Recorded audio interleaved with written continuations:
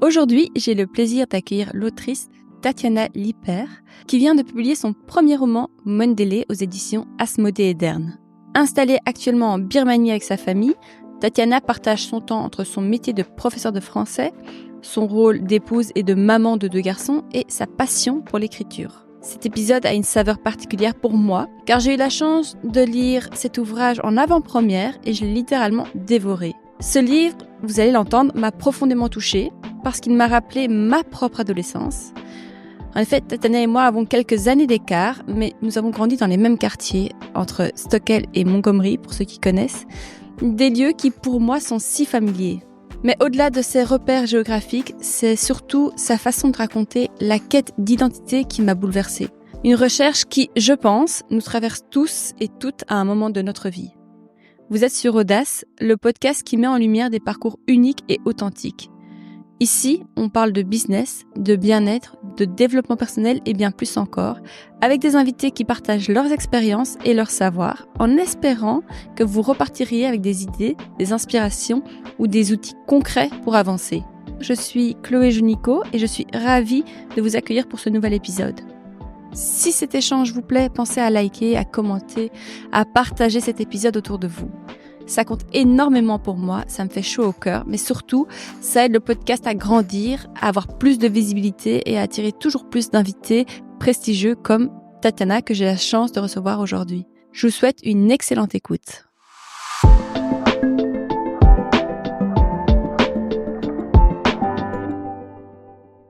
Bonjour Tatiana. Bonjour. Merci de m'accorder un moment aujourd'hui. Et merci de m'accueillir, ça me touche aussi beaucoup. Alors, en préparant l'interview, honnêtement, j'étais un peu en questionnement sur comment j'allais un petit peu aborder les choses. Je vais d'abord te laisser te présenter. Et puis après, j'aurai une première question, parce que tu as sorti un livre récemment, cette semaine en fait. Ouais. Et je vais attaquer par là, je pense, par ton ouvrage, parce que j'ai l'impression qu'il dévoile beaucoup de toi aussi. Donc on peut un peu te connaître à travers cet ouvrage. Donc d'abord, Tatiana, dis-nous qui tu es. Alors, je m'appelle donc Tatiana, je suis bruxelloise. Je vis actuellement en Birmanie avec ma famille. J'ai 2 petits garçons, Louis et Willem, de 5 et 6 ans. Je suis aussi professeure de français. Quand j'habitais aux Pays-Bas, c'était professeure de français langue étrangère. Et actuellement, je vis donc en Birmanie, au Myanmar. Et donc là, je suis professeure de français, tout simplement au collège. Voilà. C'est une activité qui t'occupe en full time? Non, j'ai toujours travaillé en mi-temps. D'accord. Quand on était aux Pays-Bas, c'était pour en fait sur le reste du temps m'occuper des enfants, comme ils sont très rapprochés. Ouais. Aux Pays-Bas, la crèche en fait c'est très très cher, donc se mettre son enfant en crèche équivaut presque à un salaire. Donc en fait aux Pays-Bas, il y a très peu de gens qui mettent leur enfant à la crèche plein temps. C'est très rare. Et donc voilà, je travaille à mi-temps. J'ai fait le choix en fait de continuer à travailler. Donc je travaillais, j'étais avec les enfants. Mm-hmm. Et maintenant, en fait, quand je suis arrivée au Myanmar, en Birmanie, normalement c'est Myanmar, le pays, Oui. mais en français c'est Birmanie, donc je ne sais pas quel mot utiliser. Voilà, bref, quand je suis arrivée en Birmanie, je n'ai pas cherché tout de suite de travail, c'était pas spécialement mon idée. J'avais vraiment envie de me consacrer à l'écriture et à la lecture, en fait, vraiment à cette activité qui m'apporte tellement de plaisir j'étais aussi consciente que c'était le moment pour le faire, parce qu'aux Pays-Bas, mon petit mi-temps. C'est quand même important. Par contre, au Myanmar, je pouvais me permettre de ne pas travailler. Mais au lycée, en fait, il y a presque plus de professeurs étrangers au Myanmar à cause de la guerre civile. Il y a presque plus d'expatriés. Et donc, à l'école, au lycée français, ils m'ont demandé de les aider et de donner des cours là. Donc là, je travaille un petit mi-temps. Voilà. Ton époux, il a été expatrié là-bas. Enfin, expatrié, il travaille tout à fait là-bas. C'est pour ça que vous avez fait le choix de partir là-bas. Tout à fait. Oui, c'est ça. C'était pas un choix d'aller là. C'est en fait, on lui a demandé de prendre un poste là et il a accepté. Il est dans quel domaine? La bière. Ok. Donc, grâce à ce petit mi-temps, t'as pu commencer à écrire ton roman. Tout à fait. Avant d'en parler, est-ce que tu peux nous revenir un peu sur ta carrière, enfin la fin de tes études et ta carrière professionnelle, le début de ta carrière? Ouais. Donc j'ai étudié à l'IEX, les Bruxellois, les Belges connaissent. Oui, J'ai d'abord l'école de communication, tout à fait, j'ai fait les relations publiques et après mes études, j'étais très consciente que pour pouvoir avoir un job intéressant dans les relations publiques, il faut en fait, être, bien gérer les 3 langues, enfin les 3 langues qu'on parle à Bruxelles, donc français, néerlandais et anglais et donc j'ai décidé de partir, aux Pays-Bas pour, faire un stage et pour améliorer mon néerlandais. Et l'histoire un peu, bateau mais rapidement j'ai rencontré là mon mari, aujourd'hui et donc je ne suis jamais rentrée. Mmh. Par contre au début quand j'habitais, à Amsterdam, quand mon stage s'est terminé, c'était une petite start-up et donc comment on dit? La CEO? Ouais, la CEO de la boîte à l'époque, pouvait pas se permettre d'engager quelqu'un, de donner un vrai salaire et donc j'ai dû chercher un travail. Donc j'ai commencé à postuler dans les grosses boîtes, pour voilà, pour faire les relations publiques et cetera. Mais je me suis rendu compte que quand j'allais aux interviews, qu'en fait, je mettais un masque, je jouais un rôle. Je savais ce qu'il fallait répondre, je le répondais, mais en fait, je me sentais pas en phase avec moi-même. Donc à un moment, je me suis dit: «En fait, je vais arrêter». J'ai pris un petit peu de temps pour réfléchir, en fait, qu'est-ce que je veux vraiment? Dans quoi est-ce que je me sentirais en phase? Dans quoi est-ce que je me sentirais, en paix, en fait? Alignée, ouais. Alignée, Ouais. exactement. Dans quoi je me sentirais alignée et là, je me suis rendu compte que moi, ce qui était important pour moi, c'était la transmission. J'avais étudié les relations publiques pour la transmission, le contact humain, mais pas le contact pour essayer de vendre un produit, promouvoir quelque chose. Pour moi, c'était vraiment le contact humain, pur, sans transaction financière, et hem et donc j'ai recommencé des études pour devenir professeure de français Ah ouais. et donc j'ai fait 2 formations en même temps. J'ai fait d'abord, par correspondance, une formation pour être professeure de français langue étrangère OK. et ensuite pour travailler aux Pays-Bas dans l'enseignement, il faut aussi avoir un diplôme, des Pays-Bas. Donc en parallèle, j'ai aussi, fait des études pour, pouvoir enseigner dans l'enseignement. Donc je suis devenue prof de français langue étrangère, en humanité, donc pour des élèves entre, 12 et 15-16 ans. Waouh. OK, et tu as Mmh. commencé à enseigner, en fait, à ce Ouais, moment-là? j'ai commencé à enseigner. Waouh. Quelle est la place pour toi de la famille dans ta vie? La famille, ma nouvelle famille avec mon mari et mes enfants ou ma famille, Je te laisse la définir, c'est une question un ah, peu tricky, mais oui, non, c'est vrai, alors, j'ai grandi dans une famille, je vais revenir d'abord sur ma famille à moi, très, c'était très calme, très paisible, il y avait pas beaucoup de tension, ça c'était dans mes yeux d'enfant. J'ai 2 frères, j'ai un grand frère, on a 1 an et demi de différence et puis un petit frère de 4 ans de moins que moi, donc je suis entre les 2.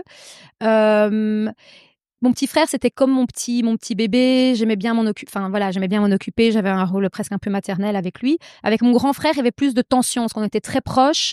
On était tous les 2 assez énergiques et donc ma maman je sais que j'aimais bien parfois un peu le titiller, donc voilà. Mais c'était assez paisible et par contre, quand mes parents se sont séparés, donc quand j'avais, 13 ans, 12-13 ans, hem cette paix, en fait, a disparu mmh. et il y a eu un grand vide qui est resté après. Un grand vide et rapidement, en fait, on a été donc là, on devait faire 1 semaine sur 2, la garde alternée. C'était 1 semaine sur 2. Mon papa travaillait, donc la semaine chez mon papa, la maison était assez vide. Ma maman, elle s'est remise en couple, elle a essayé de recréer un noyau familial, mais malgré ses efforts, ça n'a jamais vraiment pris. Et donc à ce moment-là, pour moi, ma famille, elle a disparu. Mon grand frère, qui à l'époque avait, du coup 14-15 ans, assez rapidement, en fait, dès qu'il a pu, en fait, il est parti de la maison, habiter en côte, très jeune pour son âge. Mmh. Mon petit frère était beaucoup sur l'ordinateur, à jouer à des jeux. Enfin, c'était le tout début, mais je me rappelle, il était énormément et en fait, la famille, c'est comme ça un petit peu, heu, disloquée, mais sans bruit, en fait. Aujourd'hui, on a toujours des bons liens et avec tout le monde, il y a aucun problème, il y a pas de tension, mais il y a pas il y a plus la force de la famille, il y a plus de famille, en fait, il y a plus, hem, ouais, c'est ça, en fait, il y a plus vraiment de et on Ouais. fait pas des réunions Mmh. ensemble, c'est pas voilà et ma famille aujourd'hui, c'est la famille que moi j'ai créée avec, mon mari et mes enfants. C'est aussi de nouveau un lieu très, très paisible, un lieu, où il y a, avec mon mari, il y a pas de dispute, on se connaît très bien, on se on moi, donc il a un travail où il travaille beaucoup, donc moi je le soutiens là-dedans et lui il me soutient dans les choses qui me plaisent. Enfin, c'est un lieu vraiment de paix. Et d'autant plus là au Myanmar parce qu'on est vraiment du coup à nous quatre. Il y a plus même la petite famille qui gravite autour et en fait on se sent super bien. Tout va très bien. On a 2 petits garçons qui ont que 20 mois de différence. Alors eux, c'est comme en fait, moi je les compare parfois à des petits chiots parce que ils sont tout le temps l'un sur l'autre, tout le temps. C'est 80% du temps c'est plutôt physique, donc ça termine parfois avec des dents arrachées, ce genre de choses. Et puis 20% du temps c'est des câlins. Mais donc entre eux, c'est marrant parce que je reconnais un peu l'espèce de tension qu'il y avait entre mon grand frère et moi, sauf que là c'est 2 garçons. Donc c'est vrai qu'en fait, les week-ends, c'est intense. On n'a que 2 enfants, mais les week-ends, le dimanche soir, avec mon mari, on se fait vivement lundi. C'est dingue. C'était important pour toi de reconstruire, enfin de recréer cette famille? Ouais. Ça t'a changé d'être mère? À toi? Ça t'a changé? Ça t'a réconcilié peut-être avec certains? Ouais, c'est tout un programme. Je voulais être mère, ça c'est sûr. Et notre premier enfant, Louis, ça a pris un peu de temps avant qu'il arrive. Et pour moi, c'était une grande douleur. Et d'ailleurs, c'est à ce moment-là que j'ai commencé à écrire. À l'époque, on habitait en Jordanie, donc j'avais pas encore d'enfant. Je travaillais plein temps. Par contre, dès que je rentrais à la maison, j'avais personne de qui m'occuper. Donc j'écrivais. Et c'était au même moment où chaque mois, l'enfant n'arrivait pas. Et donc, je sais qu'à ce moment-là, l'écriture m'a vraiment fait du bien parce que j'avais j'avais viscéralement envie d'avoir un enfant. Ensuite, il est arrivé et oui, et ça m'a. Je me suis sentie rapidement complète avec cet enfant. Après, l'écriture a gardé une place dans ma vie. J'allais te demander. Ouais. T'as toujours écrit? Oui, la littérature, les livres, l'écriture, ça a toujours eu une place dans ma vie. Et d'ailleurs, c'est marrant parce que j'ai une amie qui me rappelait lors de ma soirée de lancement il y a quelques jours. Elle me disait, tu te rappelles quand tu étais petite, tu créais des petits, des mini petits livres sur des histoires de souris, d'animaux. Donc je lui faisais des petits livres et puis je lui offrais mes petits livres. Donc depuis toujours, puis j'ai eu des petits carnets intimes à un moment. Mais c'est vrai que voilà, l'écriture, le livre, le papier, ça c'est quelque chose qui a toujours fait partie de moi. Ouais. Tu viens d'une famille où on écrit. Ton oncle, ton papa, ils ont cet attrait pour les mots. Ouais. Tu penses que c'est est-ce que comme chez nous par exemple, mes parents étaient toujours un carnet de voyage, on devait toujours écrire en voyage, raconter ce qu'on faisait. On a toujours lu, on a toujours écrit. Chez toi, c'était pareil? L'importance de lire et d'écrire? Ou c'était plutôt ça s'est peut-être inné, quoi? Ouais, ça s'est transmis de manière assez naturelle, mais plutôt tacite. Donc moi, j'ai toujours vu mes parents lire. Quand on partait en vacances, en fait, souvent, il y avait des après-midi sur une plage et en fait, tout le monde était avec un livre, tout le monde, toute la famille. J'ai toujours aussi vu mon papa écrire. Ça, c'est quelque chose parce que c'est pas son occupation principale. Ouais. Il est vétérinaire, mais je l'ai toujours vu écrire. Il y a toujours des mots et il écrit de manière très poétique, alors que quand on le connaît dans la vie, c'est quelqu'un de plutôt. Il peut avoir un côté presque un petit peu impressionnant, mon papa. Et je pense qu'il y a beaucoup de choses d'émotions qu'il arrive à sortir grâce à l'écriture, des émotions qui sortent pas autrement. Donc, même le lien qu'on a et ce lien à l'écriture, il me l'a jamais transmis de manière orale et de manière consciente. Jamais. C'est des choses que j'ai observées et qui sont du coup ancrées en moi. Tes frères écrivent? Non. Par contre, mon petit frère, c'est vrai qu'il est... non. Mon petit frère, je sais que c'est aussi une tendance qu'il va avoir, d'écrire, etc. Et il écrit aussi très, très bien. Il a un vocabulaire très pointu, des mots, vraiment, parfois, je dois relire ses phrases. C'est vraiment... Par contre... je pense que lui, c'est plutôt quelque chose de cathartique. Il est pas dans une démarche d'écrire une histoire, ou donc c'est presque un petit peu loin de l'écriture intime. Mon grand frère, pas du tout. Il est très terre à terre. Il est très très bricoleur. Donc en fait, on est une famille, on fait tous des choses de nos mains artistiques. Ça, c'est vraiment, ça c'est sûr que c'est quelque chose qui a été dans notre famille très développé. Donc donc pas l'écriture, mais par contre faire les choses allez, comment dire, développer nos capacités artistiques en fait. Donc prendre un pinceau, peindre, faire un bricolage, construire une cabane, tout ça c'est des choses qu'on a beaucoup fait quand on était enfant, principalement avec notre maman. Ah oui. Ouais. Tatiana, j'aimerais maintenant qu'on parle de ton roman. qu'on plonge dans l'univers de ton premier roman. Je ne sais pas si je le prononce bien. Mundele. C'est un mot en lingala, ils disent, enfin, c'est Mundele en lingala. Ouais. Mundele. Qui est sorti et qui est paru aux éditions Asmodée. Asmodée Edern. En fait, en raccourci, ils disent plutôt Edern. Ok. Moi, j'ai eu la chance de le lire en avant-première et je te remercie. Je t'avoue que je l'ai dévoré une semaine de ski sans mes enfants et je l'ai dévoré en quelques jours. Honnêtement, moi, je me suis projetée à mort parce que on a grandi dans les mêmes quartiers. Toutes tes références, je les connais. Voilà, si de notre génération, vous lisez le livre, vous avez grandi en Belgique, les mots vont vous parler. Mais au-delà de ça, je trouve qu'on peut s'y voir, s'y projeter, même en ne connaissant pas voilà, les noms cités en tant que tels.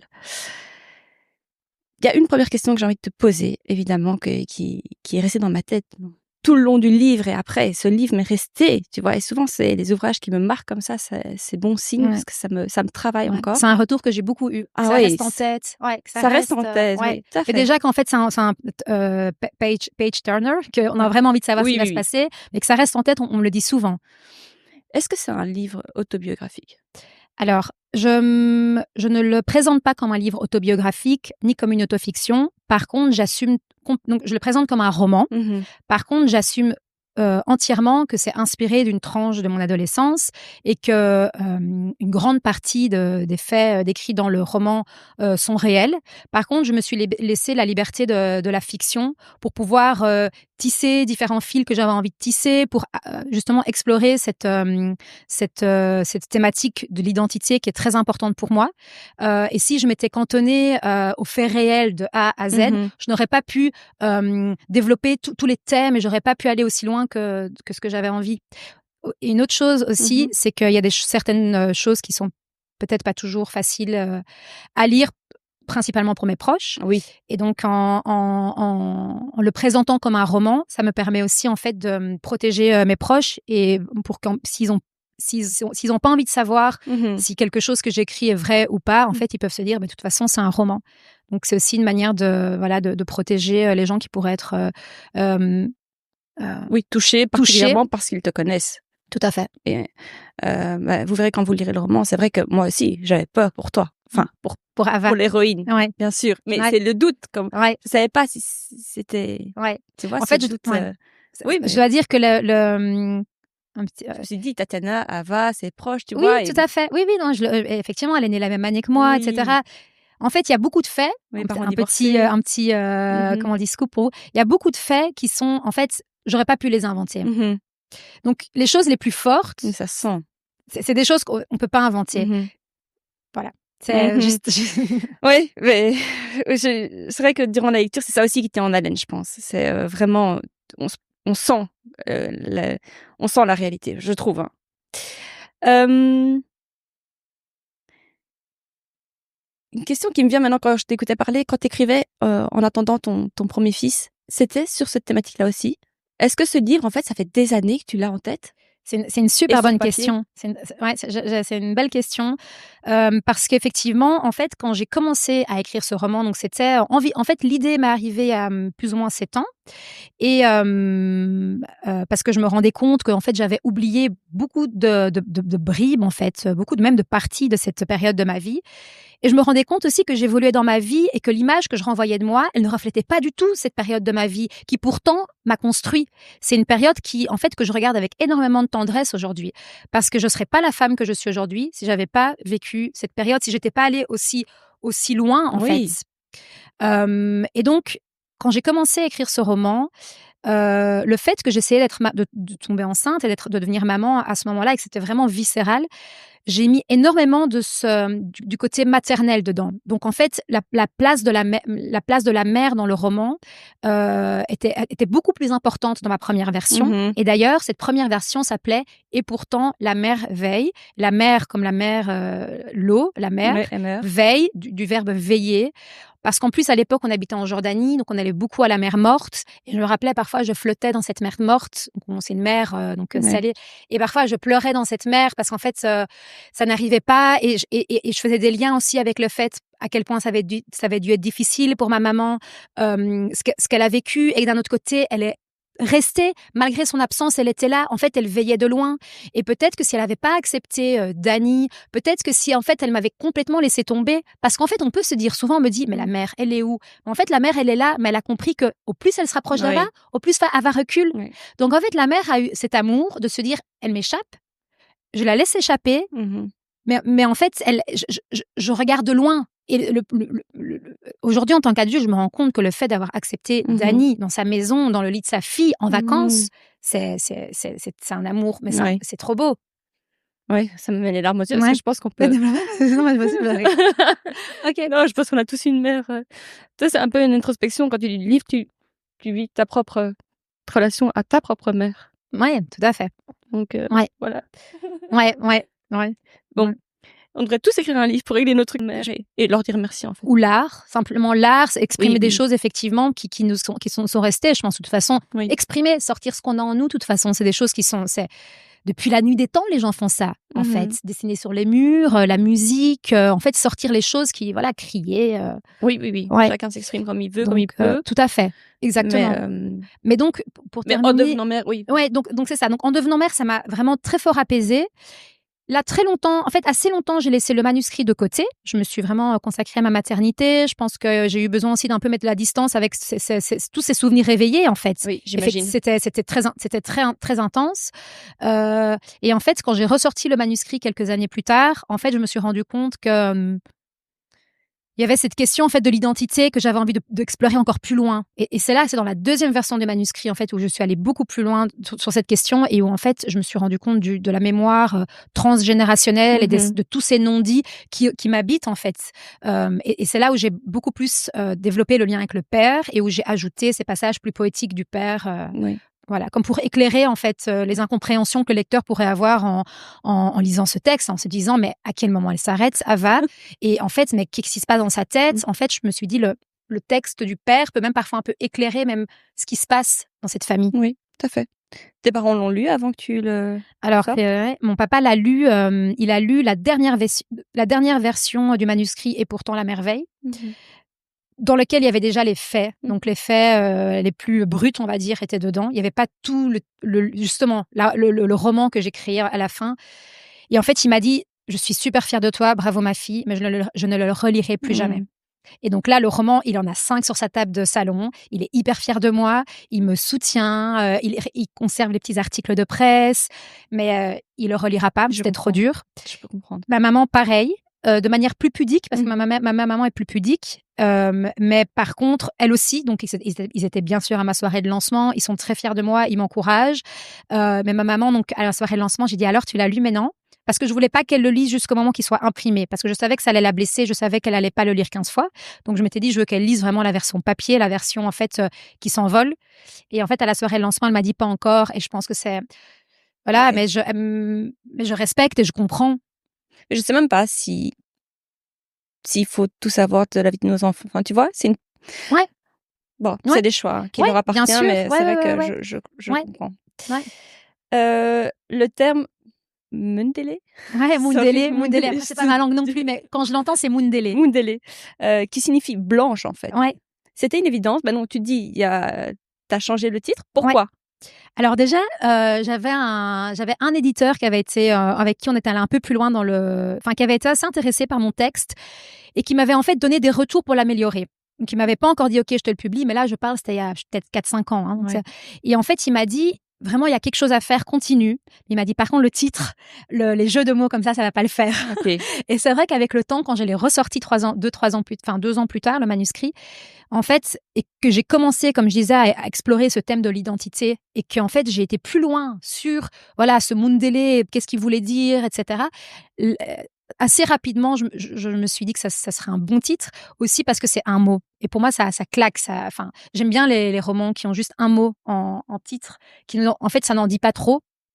On peut aussi l'interpréter comme on veut, chacun, parce que finalement, Mundele, ça veut dire blanc, blanche. Mais on me dit, je sais que ça peut aussi simplement vouloir dire l'étranger ou l'étrangère. Puis ça dépend, c'est un petit peu la manière dont on l'entend, dont on le dit. Il y a des fois, on me le disait de manière neutre. Il y a des fois où je l'entendais de manière très, avec un peu de haine, même. Donc c'est un mot, mais en fait, rien que dans la manière dont on le prononce, en fait, il peut dégager, comme beaucoup de mots d'ailleurs. Hein. Toi, tu t'identifies à ça? Mundele? À l'époque, c'était à ce que l'époque, j'étais. Puis, je suis blanche, effectivement. Mais bon, qu'est-ce que c'est être blanche? Parce que finalement, oui, moi, je suis blanche, je suis née en Belgique, mais mes origines, ma maman est polonaise à 100%, et mon papa, il a des origines allemandes, et mon papa, enfin, je vais pas tout dévoiler parce que je pense que c'est intéressant de lire le roman. Mais en fait, je suis blanche, mais qu'est-ce que c'est être blanc, en fait? Et je me suis aussi beaucoup posé la question de... En vrai, moi, je ne suis pas déracinée, mais par contre, je me suis jamais vraiment sentie ancrée dans le milieu belge dans lequel j'évoluais. Surtout quand je suis rentrée en humanité, c'était un petit milieu un peu bourgeois. Et moi, je m'identifiais pas du tout à ce milieu. Je voyais aussi que mes parents, c'était pas... voilà. Et là aussi, je pense que ça s'est un peu frité en moi à ce moment-là.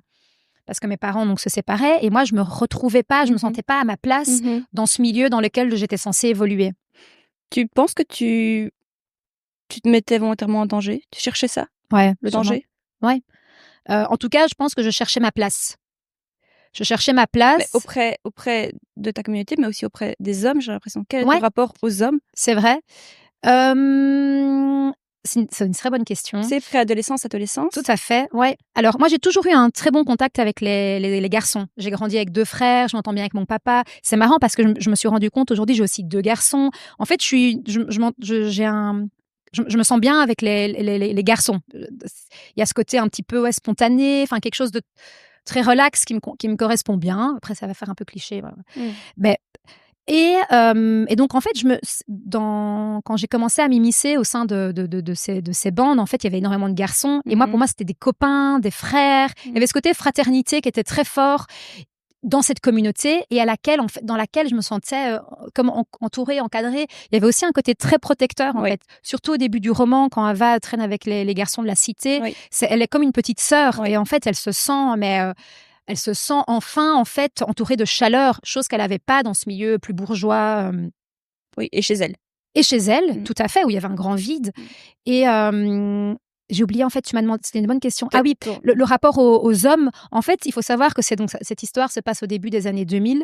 Et au début des années 2000, il n'y a pas encore beaucoup les réseaux, il y a juste les skyblogs. Mais sinon, il y avait, en fait, qu'est-ce qu'on faisait quand on rentrait en tant qu'ado après l'école? On allumait la télé et qu'est-ce qu'on regardait? MTV, ce genre de choses. Donc, il y a la culture hip-hop, la culture urbaine qui m'a énormément imprégnée. Et c'était quoi à l'époque? C'était P. Diddy, justement. C'était Ja Rule, c'était Beyoncé. Donc, et encore, Beyoncé, c'était un peu une power woman à l'époque, mais donc elle m'inspirait très fort, surtout ses looks. Mais tous ces hommes, en fait, ils étaient tout le temps entourés d'un paquet de petites minettes à moitié nues. Et donc, en fait, je me suis très fort, de manière inconsciente, imprégnée de ces codes, vu que c'était une culture qui, moi, me parlait. C'était de la musique que j'aimais bien écouter. J'ai trouvé ces femmes, je les trouvais trop belles. Ces mecs aussi, en fait. C'était... à la télé, c'était ce qui me parlait. Et c'est ce que j'essaie de retrouver du coup dans la rue. Ouais. Tu as rencontré aussi la rivalité avec d'autres femmes. En tout cas, Ava a rencontré la rivalité même physique. Donc, ça a été loin. En tout cas, les mots, tu sais, quand tu parles de sourire de l'ange, etc., c'est des choses qui... On voit, hein, Ava, l'héroïne, est attirée par ce monde un petit peu dangereux, qui, moi, à l'époque, et j'avais plus ou moins le même âge que toi, je me retrouvais à ces stations de métro dont tu parles. Ma mère habitait à Rodebeek.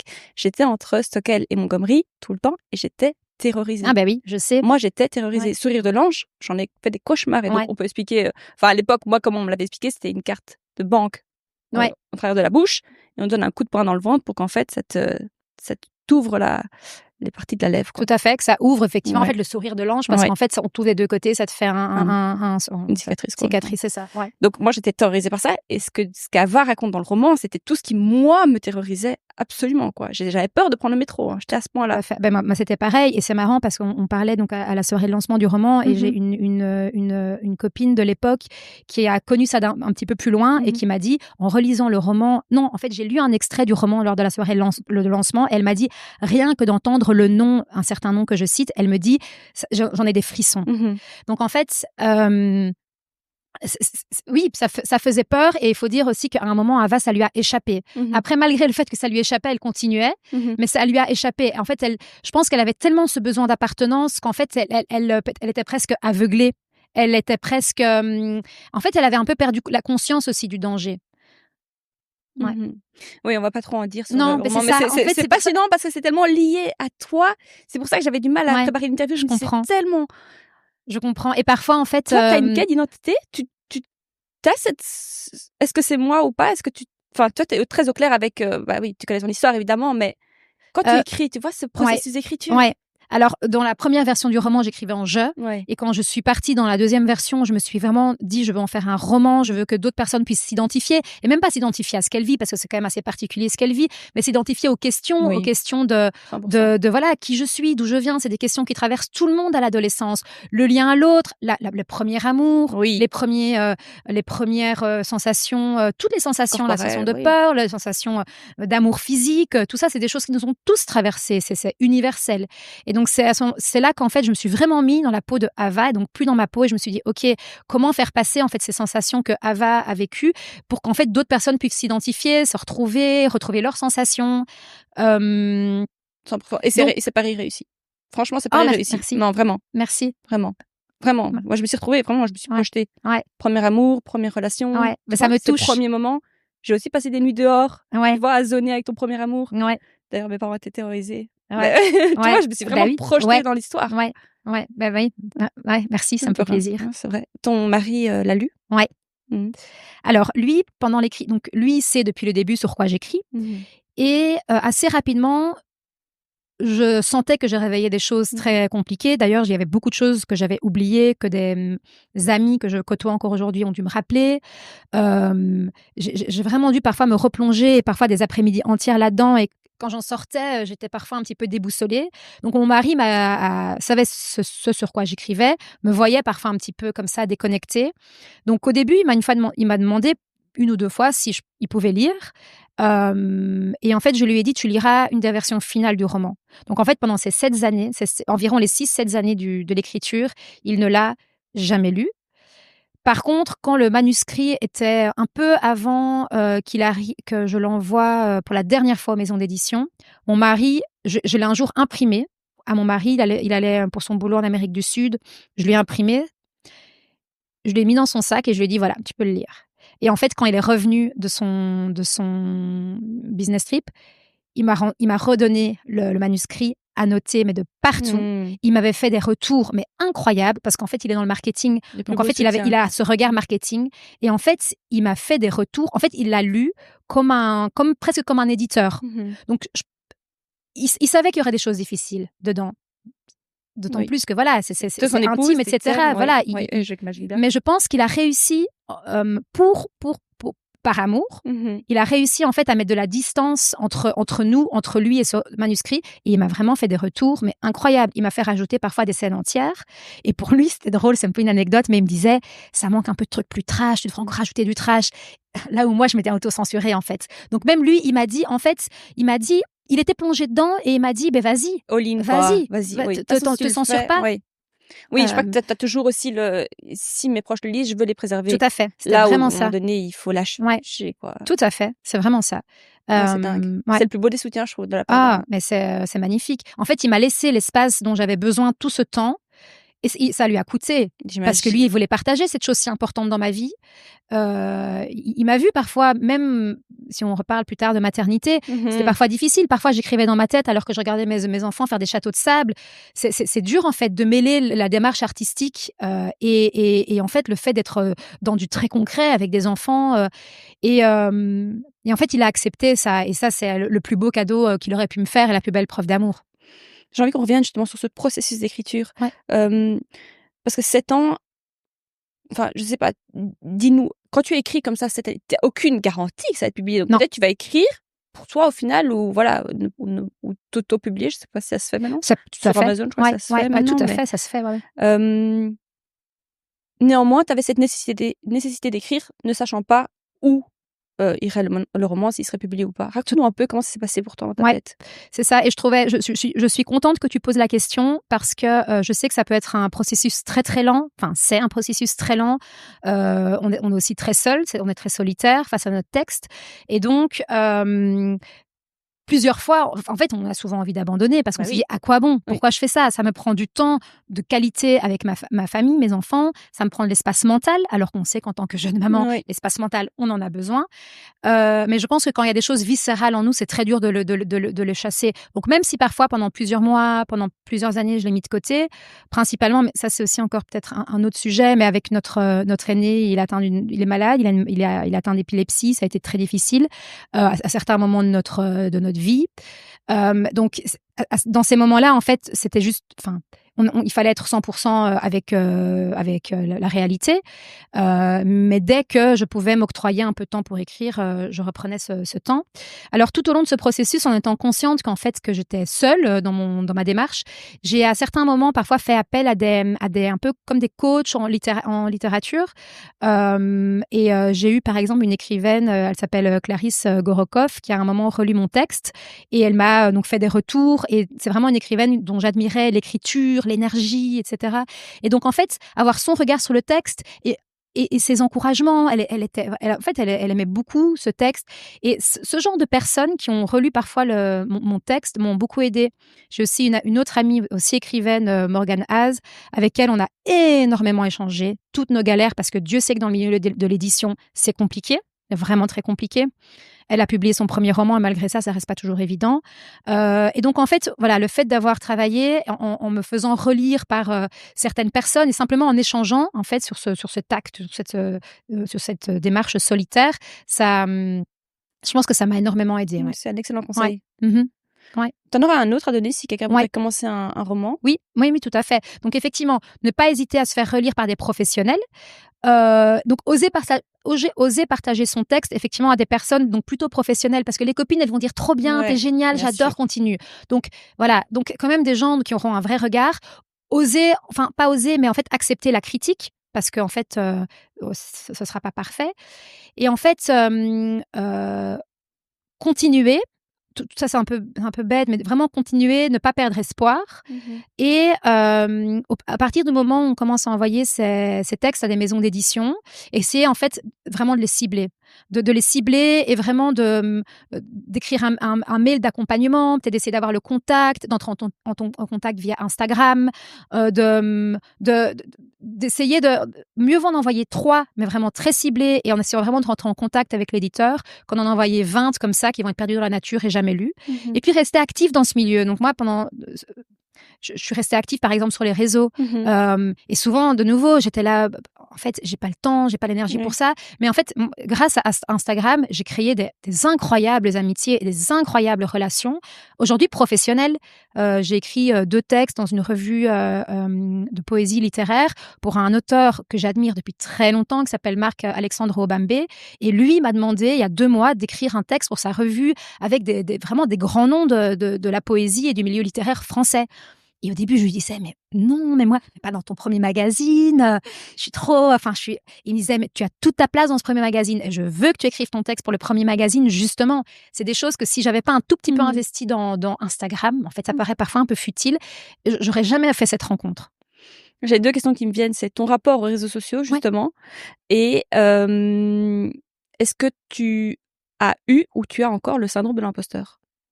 Alors, mon rapport aux réseaux sociaux, justement, je pense que quand j'ai été très concentrée dans ma maternité, donc au début, quand mes enfants étaient petits, puis quand il y a eu tout ce qui s'est passé autour de la maladie de mon fils aîné, dans ces moments-là, je m'étais mise en privé sur les réseaux, je postais beaucoup moins, j'ai pris une distance parce qu'en fait, il fallait que je reste concentrée sur ce qui se passe dans notre vie personnelle.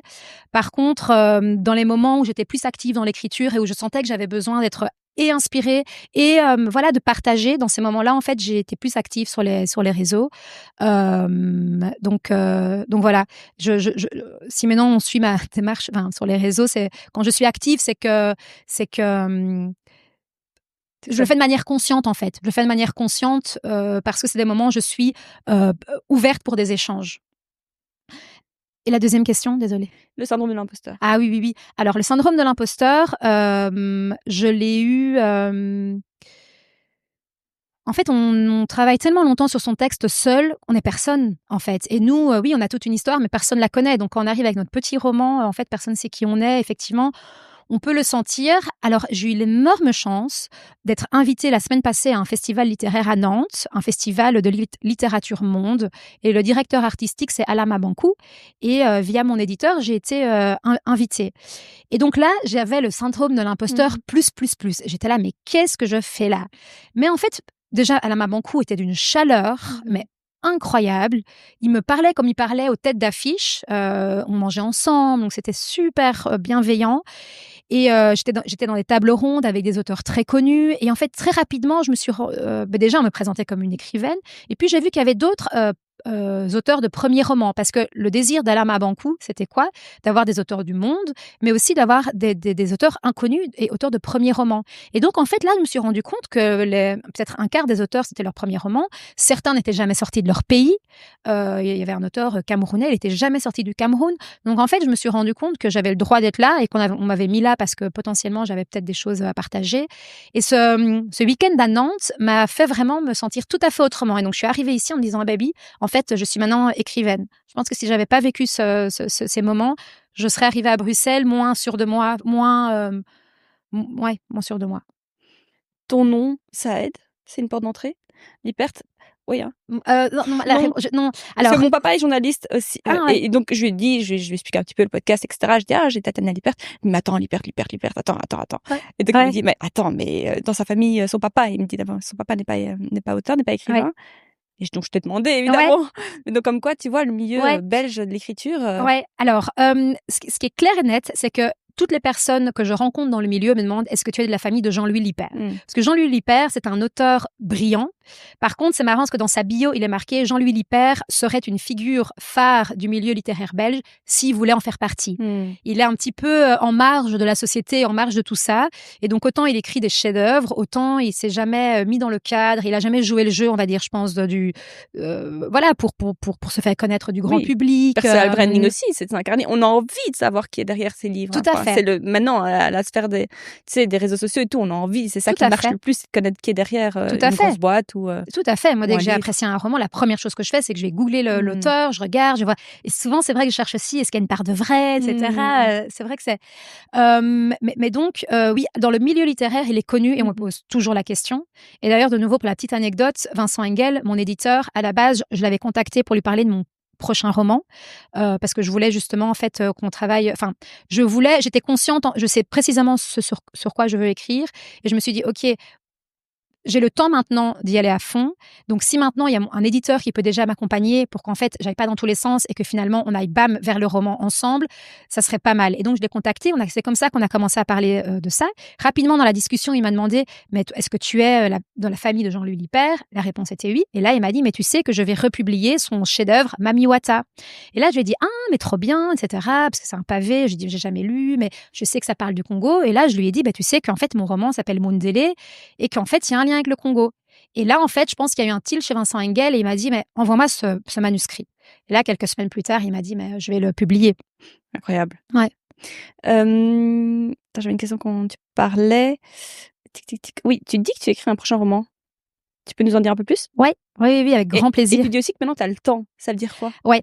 Alors, donc, comme je disais au début du podcast, j'aide un petit peu au lycée français, je donne des cours de français, mais de manière très concrète, ils m'ont demandé si la prochaine année scolaire, je pourrais reprendre encore des classes et même un peu plus.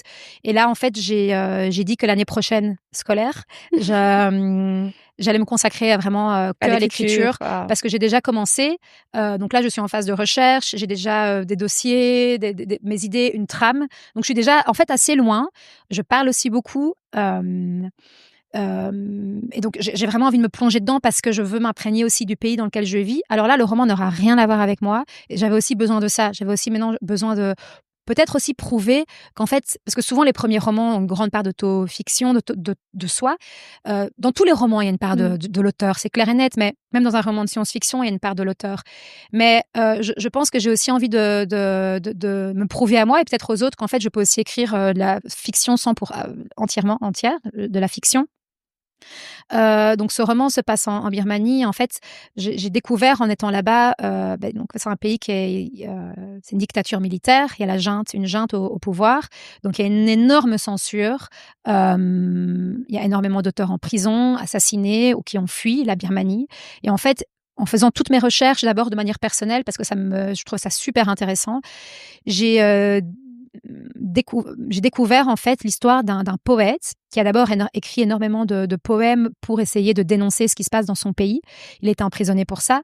Et en fait, quand il y a eu le coup d'État militaire en février 2021, il a été dans la rue, il s'est révolté contre ce qui se passait.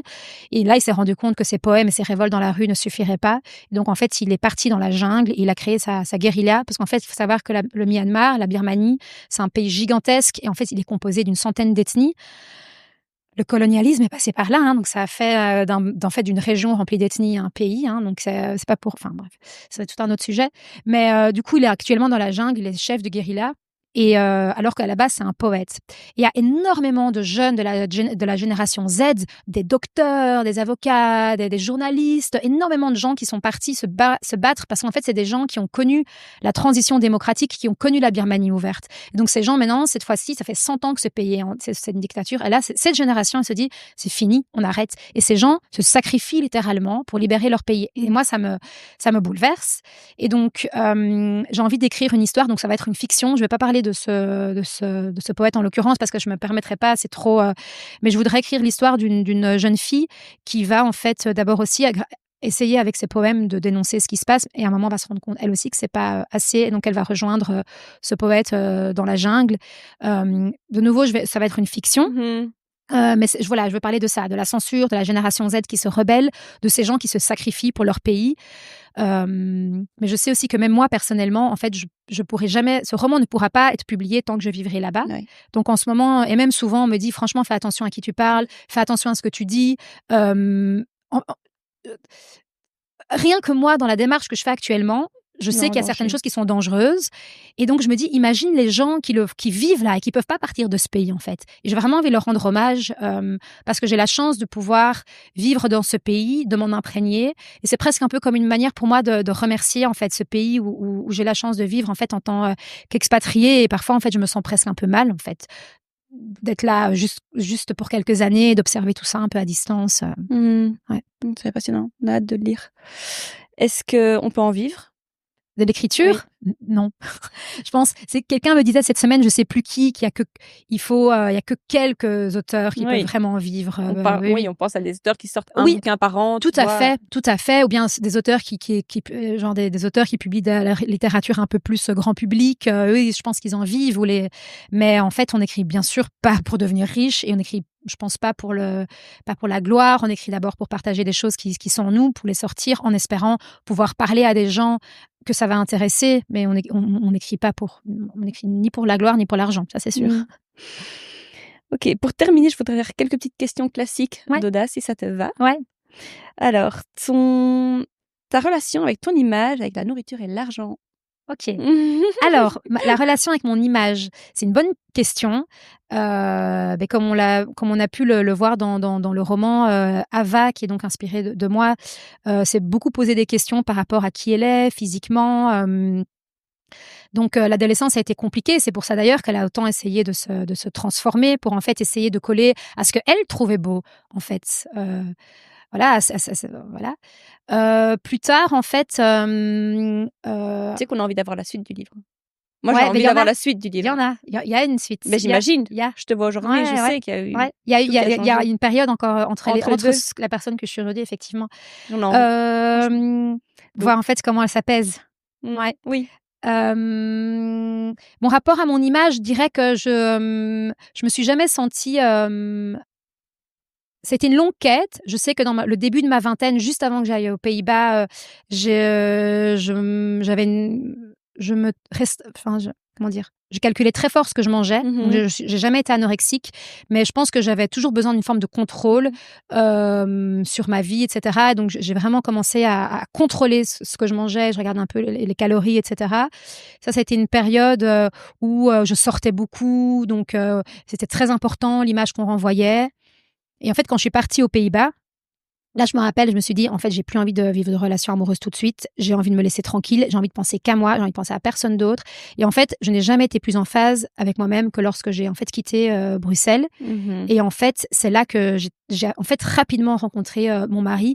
Mais à la base, en fait, on s'est rencontrés via des amis en commun. Et en fait, je pense que j'étais tellement paisible en fait avec moi-même que c'est là, c'est ça en fait qui a fait qu'en fait il m'a je lui ai plu en fait, parce qu'en fait au début on a passé des soirées ensemble comme ça, enfin c'était un copain, mais je pense que j'étais très paisible et ça n'a fait qu'évoluer dans ce sens-là. J'ai aussi la chance d'avoir un mari qui s'en contrefou du physique, enfin du physique, de comment je m'habille. Pour lui en fait il me trouve jamais plus belle que le matin en pyjama, donc en fait j'ai pas besoin de me...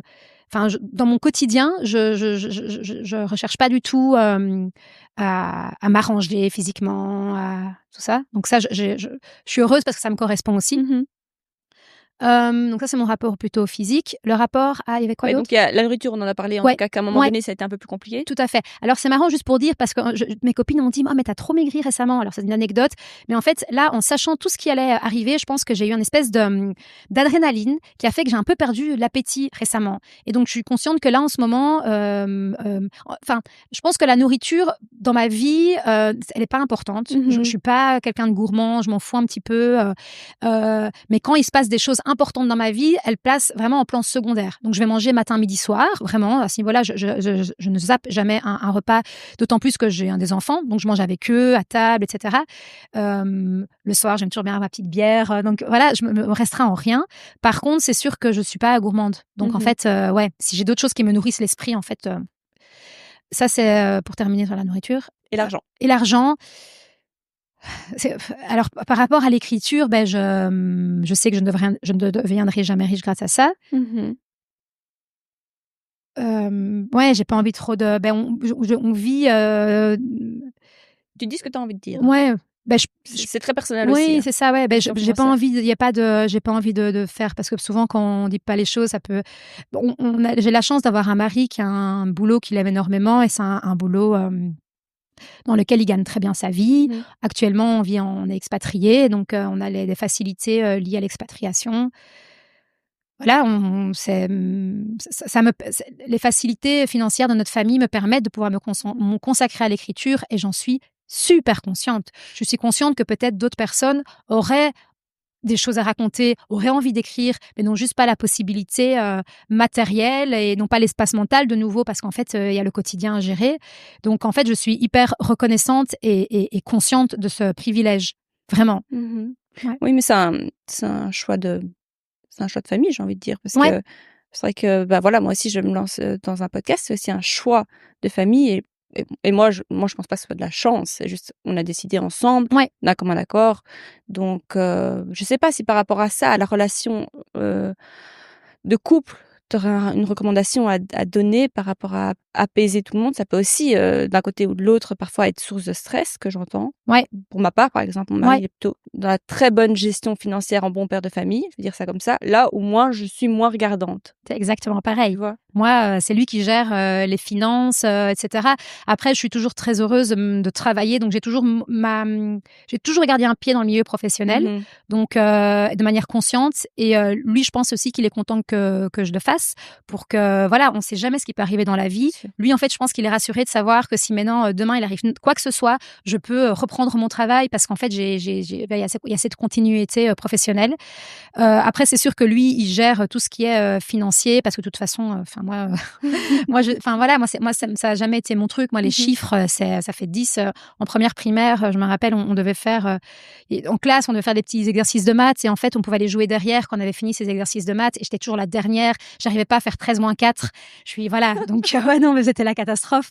Donc, on se soutient l'un l'autre, parce que finalement, il serait pas il a la paix pour travailler, pour faire son job. Voilà, bien sûr. Tout à fait, parce qu'en fait, moi, il me voit aussi heureuse et épanouie à la maison avec les enfants. Donc, il est aussi très conscient de ça. Donc, en fait, on est sur un pied d'égalité, et c'est très paisible, c'est très sain, notre relation. Ça a toujours été, ou il faisait cheminer pour y arriver? Non, on a une relation super saine, super paisible. En fait, notre vie privée, c'est un havre de paix. On est très alignés. C'est pour ça, enfin, je pense que si je peux donner un conseil, c'est en fait la communication. En fait, dire ce qu'on ressent, parce que pour le coup, on se le dit aussi, ce qu'on ressent. On se parle beaucoup, on dit les choses. Donc, de nouveau, ça peut paraître un peu bateau, mais c'est dire les choses, ne pas les garder, Oui. pas trop longtemps. Oui. Oh, je suis tout à fait d'accord. Mais justement, est-ce que tu as envie de dire quelque chose à la personne qui partage ta vie? Est-ce que tu as envie de rendre hommage à la personne qui partage ta vie? Oui, bien sûr, oui, oui. Ben, surtout que, par exemple, là, il m'a laissé, enfin, il m'a C'est laissé. ce que j'allais dire, Ouais, que en là, il fait, gère pour tout le à moment, fait. En fait, pour que je puisse être ici, il y a toute une intendance qui se passe chez nous. Alors, de nouveau, on a de l'aide, on a énormément de chance et j'en suis consciente. Voilà, mais c'est sûr que tous les soirs, il m'envoie un message: «Tout va bien, les enfants ont super bien joué». Tout le monde se sent bien. Donc en fait, il me laisse une espèce de liberté totale pour en fait que je puisse être ici de manière super paisible, sans stress, sans demander comment vont les enfants. Donc en fait, lui dire merci, comme je l'ai déjà fait presque tous les jours, lui dire merci pour son, en fait, c'est de l'amour, sur son amour inconditionnel, de m'avoir accepté aussi dans ces moments où j'étais plus en introspection, où il me voyait vraiment parfois un peu absente. Merci. Merci, ouais, c'est pour cet amour inconditionnel, et lui dire aussi que je l'aime, bien sûr, et je vois pas, ouais, merci. 2 enfants s'est rapprochés, c'était voulu? Non. Comment tu l'as vécu? Je vais pas le cacher. C'est donc Louis, notre premier, ça a pris du temps pour qu'il arrive, comme je l'ai dit plusieurs fois aujourd'hui. Du coup, on s'était dit, le prochain, il arrive quand il veut. On a envie de créer une famille. On pensait même peut-être avoir 3 enfants. Enfin, en tout cas, c'était un souhait pour nous deux. Et donc, on s'est dit, le prochain, il arrive quand il veut. Et en fait, le prochain, il est arrivé quand il voulait. Donc, quand Louis avait 11 mois, je suis tombée enceinte de Willem. Et en fait, je trouve ça super intéressant et je trouve ça passionnant, mais c'est tout un autre sujet. Mais en fait, à quel point rien que l'arrivée dans le corps et l'arrivée au monde dit déjà du caractère. Parce que autant Louis, tout est un peu plus compliqué pour lui, autant Willem, le deuxième, il est arrivé comme une flèche. La grossesse s'est passée comme rien. Il est né comme une flèche. En fait, désolée pour les détails, je suis allée aux toilettes. Le jour de sa naissance, en fait, il avait quelques jours de retard. On venait de manger, voilà. Je vais aux toilettes, j'ai énormément de sang, donc j'appelle l'hôpital parce qu'en fait, en Hollande, normalement, on accouche à la maison. Oui. Mais moi, je pouvais pas accoucher à la maison parce que j'avais une césarienne pour Louis. Et donc, en fait, je me dis en fait, je me sentais presque désolée de les déranger parce que je sais qu'ils aiment pas qu'on arrive trop tôt, etc. Mais je dis, voilà, désolée, en fait, j'ai du sang, donc est-ce que je dois venir? Elle me dit, oui, viens, on va regarder. Et en fait, je suis arrivée, j'étais à 8 centimètres d'ouverture, donc j'avais rien senti. Et en fait, c'était le premier jour du confinement. C'était le premier jour de Covid, c'était le 20 mars 2020, donc il y a presque 5 ans. Et en fait, elle m'a dit, OK, couche-toi, tu vas accoucher. Et là, j'ai mes contractions de poussée, en fait, qui sont arrivées. Je sais plus comment on appelle ça. Et là, il est arrivé, mais comme ça, quoi. Genre, voilà, il était là. Et c'est comme ça qu'il est dans la vie aujourd'hui. C'est une petite flèche. Il est rapide.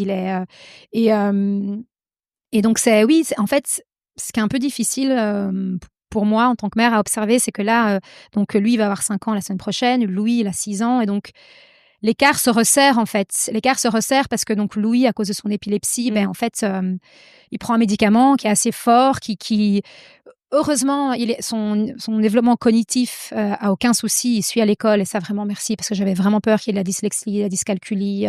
Par contre, pour lui, tout prend un peu plus de temps. En fait, il processe d'abord les choses énormément avant de les faire. Donc après, il les fait. Il a aussi, je pense, à cause de cette épilepsie, un espèce de manque de confiance en lui qui fait que parfois, il a du mal à se lancer dans les choses, alors que Willem, c'est tout l'inverse. Et donc,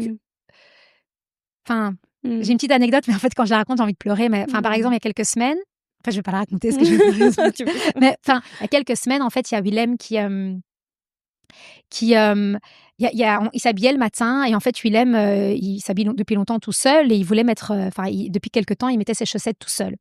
Et donc en fait en Birmanie on est tout le temps à pieds nus, donc on met rarement les chaussettes. Maintenant on allait faire du tennis et donc en fait le Willem mettait ses chaussettes et donc Louis le grand prend ses chaussettes et essaie de les mettre, il n'arrive pas.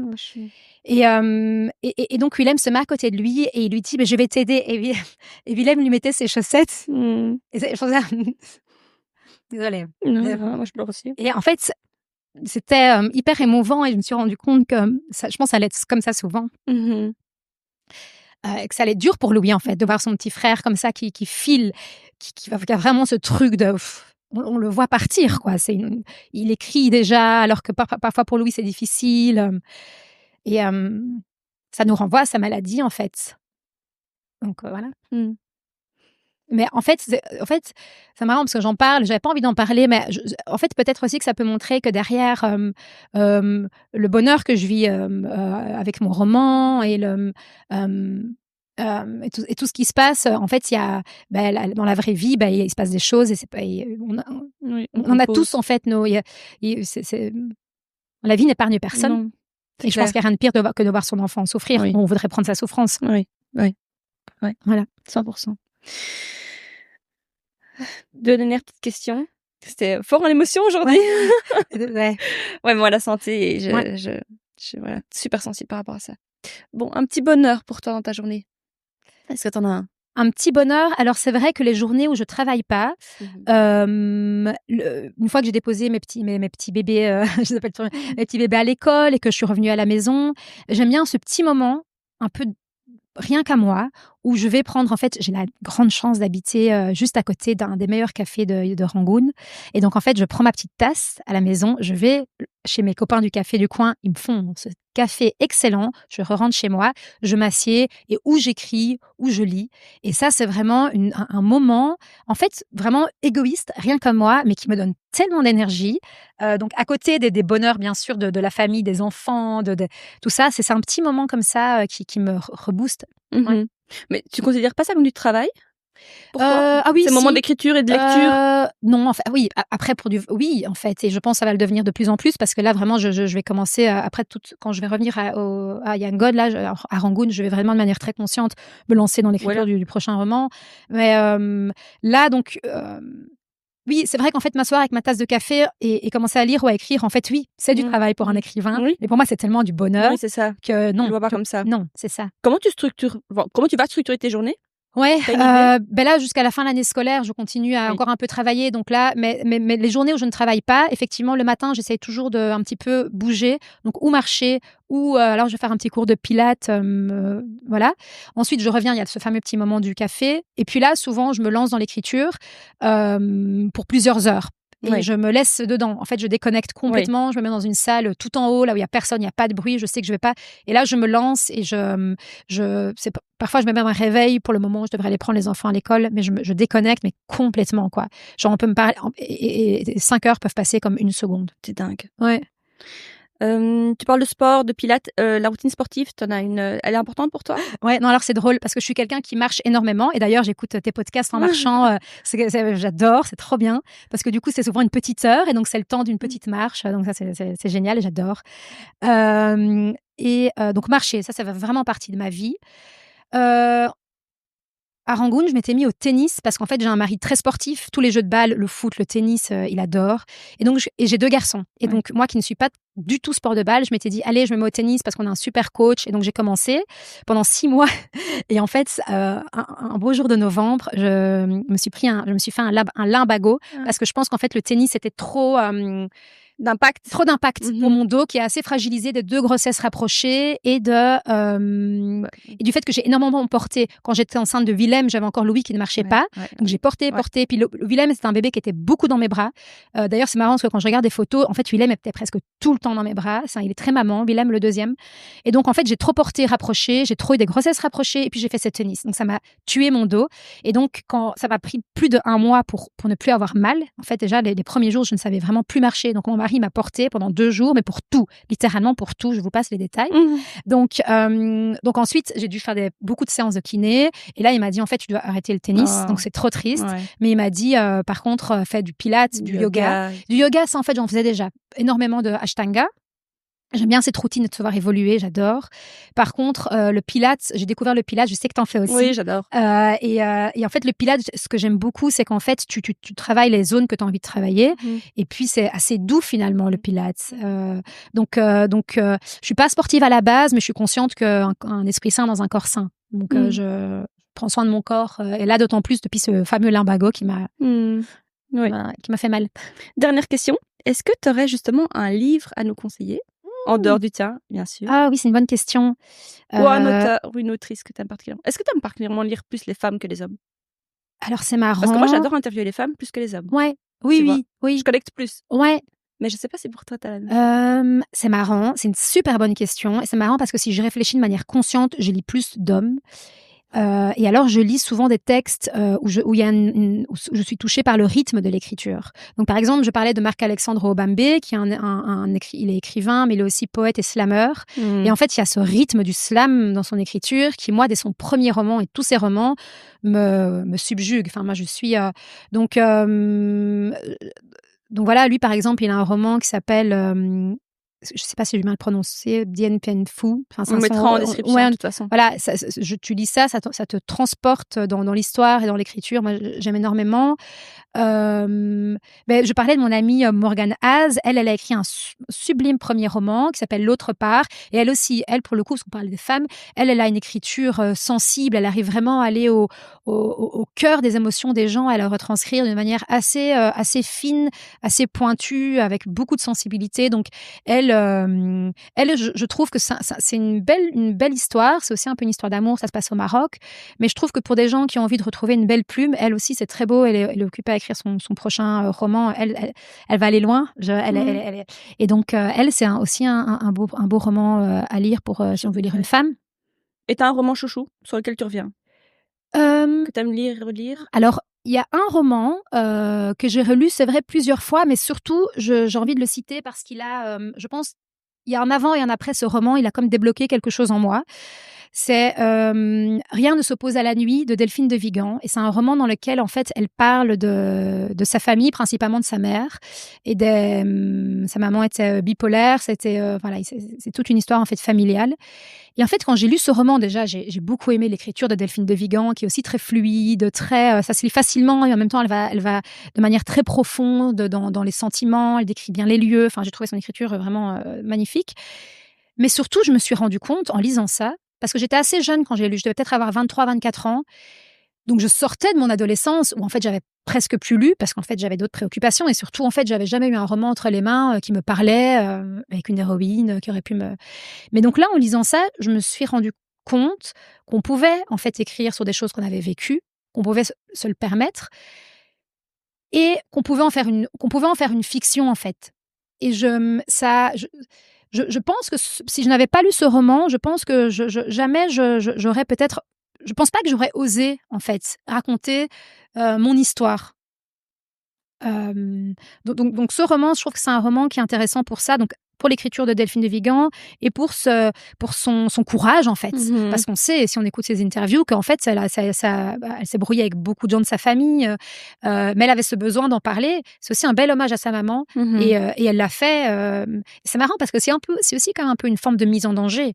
Elle a écrit malgré tout parce qu'elle avait ça, c'était viscéral en elle. Et je trouve que ça rejoint aussi quand il y a des choses en nous, qu'on a besoin d'aller jusque-là, donc comme Ava, comme Delphine de Vigan, en fait, il faut le faire parce que sinon ça reste et ça tourne en nous. Bien sûr. Ouais. Et tu as pensé à peut-être publier anonymement? Non, parce que de nouveau, je le présente comme un roman. Et parce que j'assume en fait cette histoire. Je trouve ça aussi, c'est un message même pour des personnes peut-être plus jeunes qui le liront, même des personnes là. En fait, personne n'est parfait. On a tous des failles. Et ce qui nous construit souvent, ce sont nos plus grandes blessures. C'est elles qui nous construisent. On évolue le plus dans les moments difficiles et avec les épreuves. Donc, en fait, les épreuves, un message, en fait, autant pour les jeunes que pour les adultes, en fait, ne pas avoir honte de nos parts sombres, en fait. Bien d'accord. Dernière question, mais elle rejoint peut-être un petit peu celle-ci. C'est, peux-tu nous partager un moment où tu as fait preuve d'audace dans ta vie? Ah, ouais. Je pense que j'ai fait preuve beaucoup d'audace quand j'essayais de publier ce roman. J'ai contacté, que ce soit via mail, via Instagram, des personnes qui m'inspiraient, des éditeurs qui m'inspiraient. J'ai tenté d'ouvrir des portes qui étaient fermées et j'ai souvent eu des bonnes réactions, des belles réactions, des belles rencontres. Donc ouais, c'est ça. Il faut oser. C'est sûr. Mais oui, parce que personne ne va venir nous chercher. Écoute, merci beaucoup Tatiana, c'était parfait. Merci pour l'accueil. C'était génial, beaucoup d'émotions. Merci pour l'accueil. Avec plaisir.